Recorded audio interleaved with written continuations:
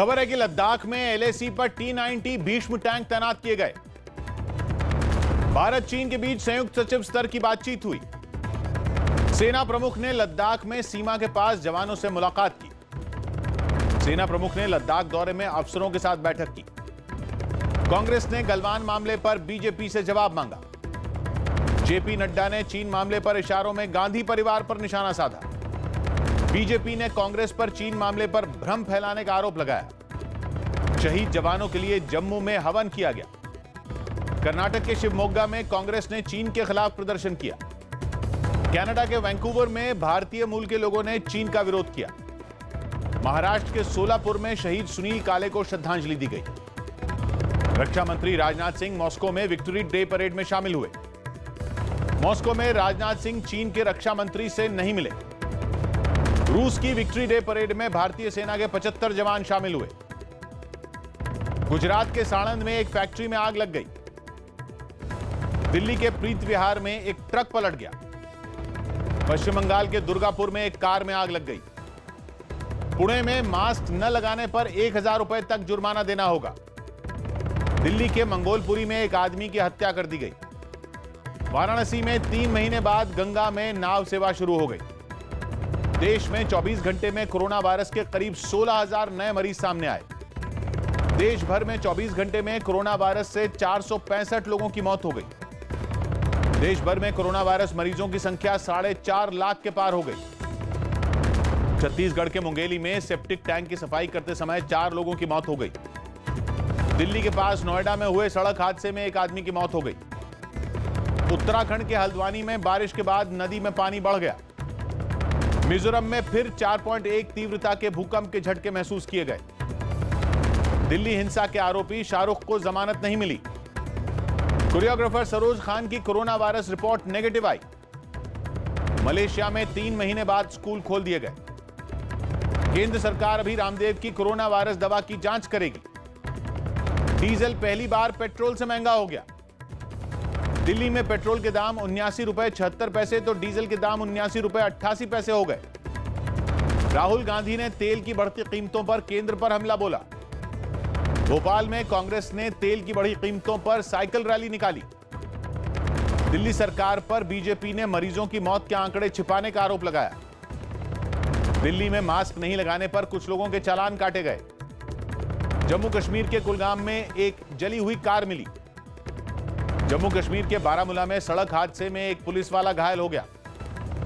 नेपाल में नागरिकता संशोधन विधेयक के खिलाफ वीरगंज में विरोध किया गया। यूपी में घूसखोरी की शिकायत के लिए हेल्पलाइन नंबर जारी किया गया। सूरत के एक बैंक में पुलिस वाले ने कर्मचारी से मारपीट की। निर्मला सीतारामन के दखल के बाद आरोपी सिपाही को निलंबित किया गया। सुशांत मौत मामले में रूपा गांगुली ने सीबीआई जांच की मांग की। सुशांत मौत मामले में पुलिस ने उनके सीए का बयान दर्ज किया। लुधियाना की सब्जी मंडी में काफी भीड़ उमड़ पड़ी। नागपुर में कर्ज न लौटाने पर किसान के परिवार से बदसलूकी का आरोप लगा।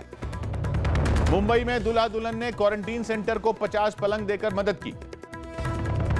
दिल्ली में तेल की बढ़ी कीमतों का विरोध किया गया। गुजरात में अक्टूबर से सी प्लेन सेवा शुरू होगी। दिल्ली सरकार ने केंद्र से क्वारंटीन के नियम बदलने की मांग की। उज्जैन में तेल के दाम पर बैलगाड़ियों से विरोध जताया गया। शेयर बाजार में 4 दिन से चल रही तेजी थम गई। सेंसेक्स 561 अंक और निफ्टी 166 अंक नीचे बंद हुआ। मुंबई में सोने का भाव 49,900 रुपए पर पहुंच गया। जयपुर में टिड्डियों को भगाने के लिए दवा का छिड़काव किया गया। झारखंड के लातेहार में एक आरोपी से 538 एटीएम कार्ड बरामद किए गए। लुधियाना में कुछ लोगों ने स्कूल फीस बढ़ाने का विरोध किया। बांग्लादेश क्रिकेट टीम का श्रीलंका दौरा कोरोना वायरस की वजह से टल गया। ब्रिटेन में 4 जुलाई से कारोबार शुरू करने की इजाजत दी गई। मणिपुर के पूर्व सीएम ओकराम इबोबी सिंह से सीबीआई ने धोखाधड़ी केस में पूछताछ की। इबोबी सिंह केस में कांग्रेस ने बीजेपी पर साजिश का आरोप लगाया। बीजेपी ने मणिपुर में स्थिर सरकार होने का दावा किया। मुंबई की फिल्म सिटी में फिर शूटिंग शुरू हो गई। कैबिनेट केंद्रीय कैबिनेट की बैठक में अहम फैसले लिए गए। अब सभी सहकारी बैंक आरबीआई की निगरानी में होंगे।